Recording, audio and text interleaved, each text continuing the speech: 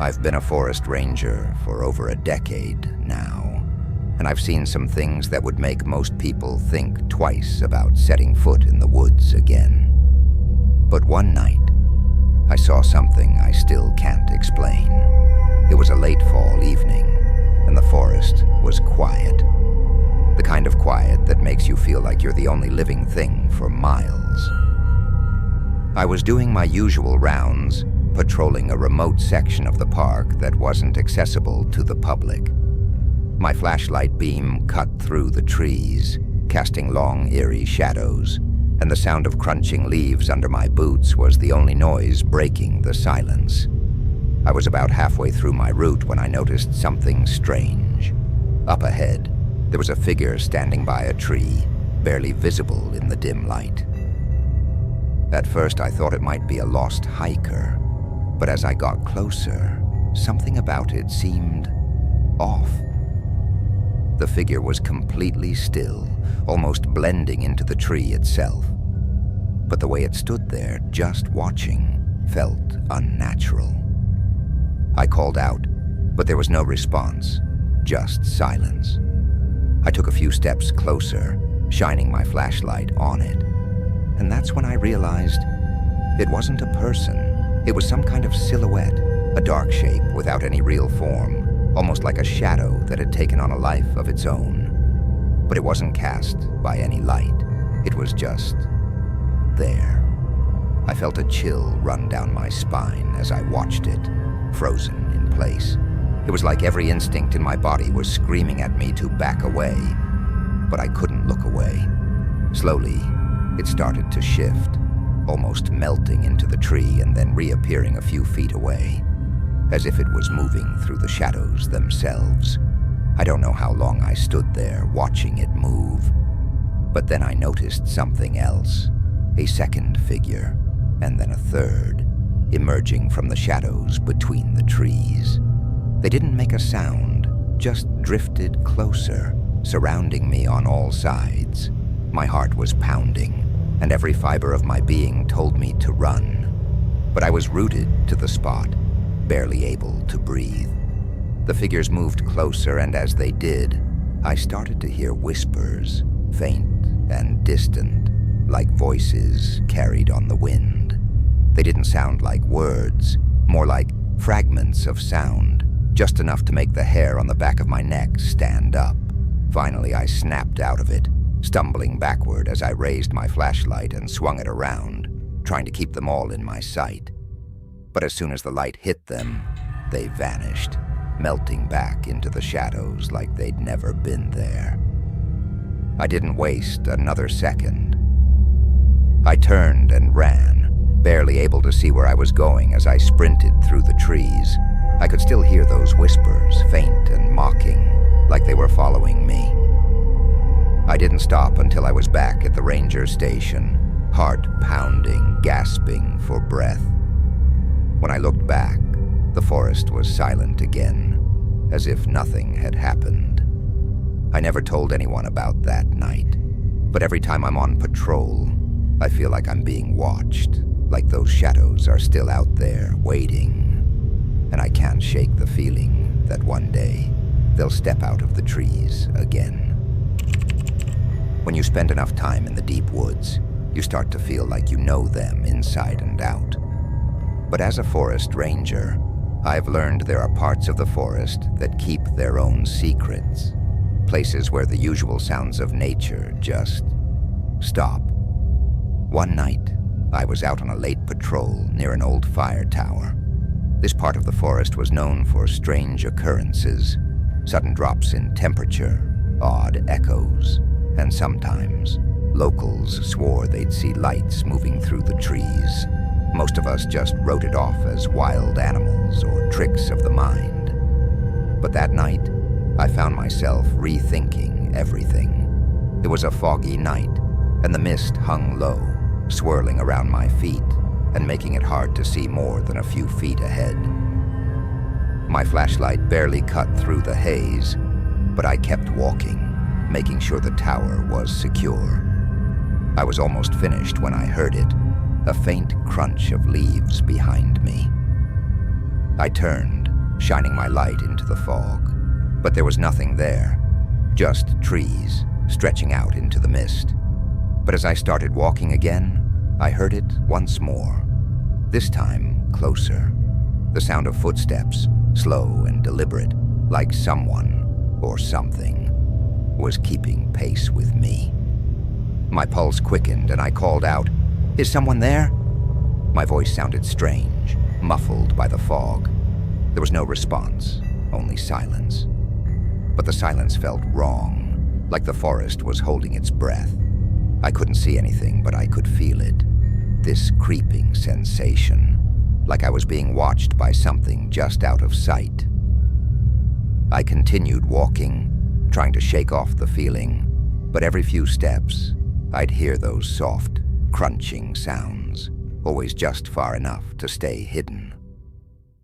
I stopped again, heart pounding, and scanned the fog with my flashlight. That's when I saw it, a faint shadow moving between the trees, barely visible through the mist. It was tall, almost too tall, with long, thin limbs that seemed to bend unnaturally as it moved. I tried to focus on it, but the fog swallowed it up, and the shadow vanished as quickly as it had appeared.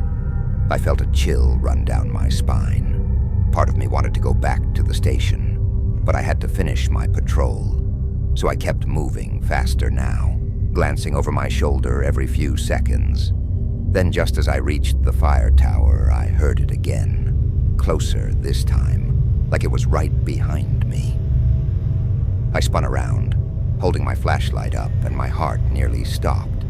The shadow was back, but this time it was standing still, directly at the edge of my light.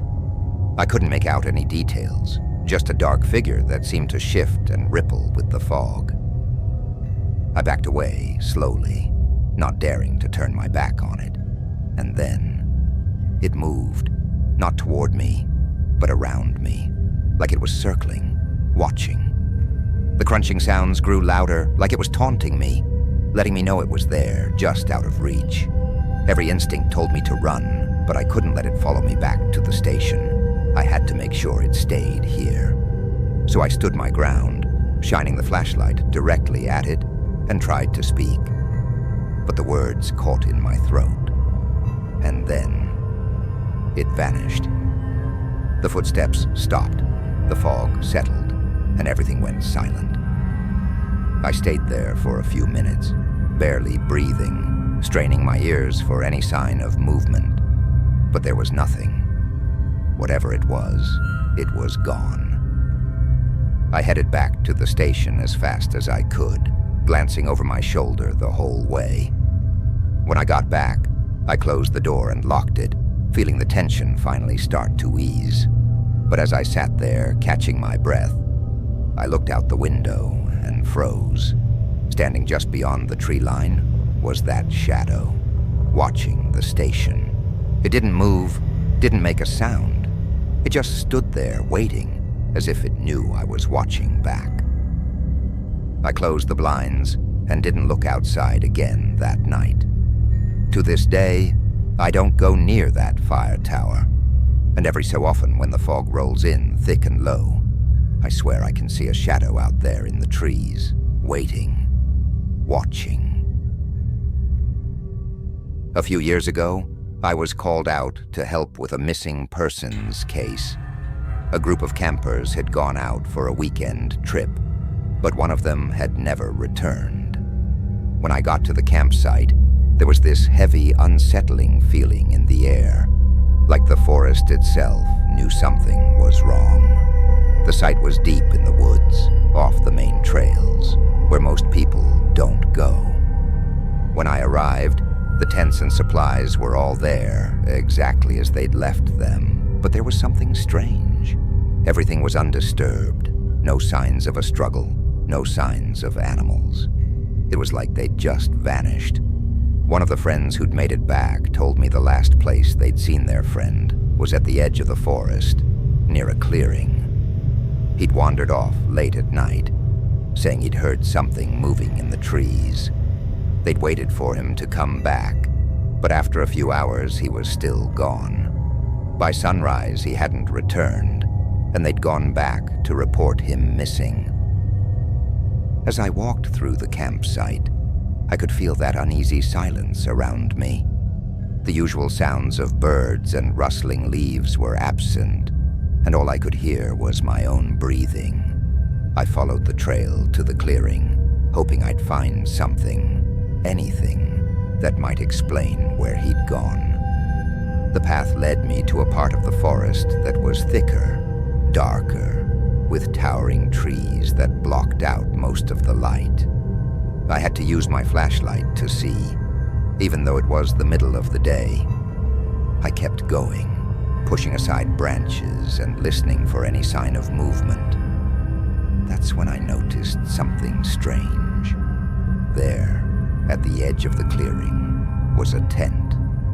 But this wasn't part of the original campsite. It was old, weathered, with faded fabric barely holding together, and it looked like it hadn't been touched in years. I felt a chill creep down my spine as I approached it, wondering if it was somehow connected to the missing camper. I called out, hoping maybe he was inside, but there was no response, just an eerie silence. I stepped closer, reaching out to unzip the tent. But as my hand touched the fabric, I heard it, a faint voice whispering my name. I froze, every instinct telling me to turn around and leave. But I couldn't shake the feeling that I was close to something, that maybe he was trapped, somehow, lost. I took a deep breath and opened the tent, shining my flashlight inside. It was empty. No one there, just a few old blankets and a pile of leaves that had blown in over time. But as I looked around, I noticed something chilling. There were scratches on the inside of the tent, deep marks gouged into the fabric, like someone had been clawing to get out. I backed away, heart pounding, and turned to leave. But as I stepped out of the tent, I saw something that stopped me in my tracks. In the clearing, just a few feet away, stood the missing camper. His face was pale, his eyes wide, and he looked off, like he was barely there, almost translucent. He just stared at me, not moving, not blinking. I tried to speak, but no words came out. Slowly he raised his hand and pointed into the forest, his expression a mix of fear and desperation. Then just as suddenly as he'd appeared, he was gone. The clearing was empty again, silent. I didn't wait around. I made my way back to the main campsite as fast as I could, my mind racing with questions. I tried to explain what I'd seen, but no one believed me. They assumed I was just tired, that the stress of the search was getting to me. But I know what I saw, and sometimes, when I'm deep in the forest on patrol, I'll hear my name whispered from somewhere just out of sight. I haven't seen him again, but I can feel him out there waiting, like he's trapped in that clearing, forever calling for help.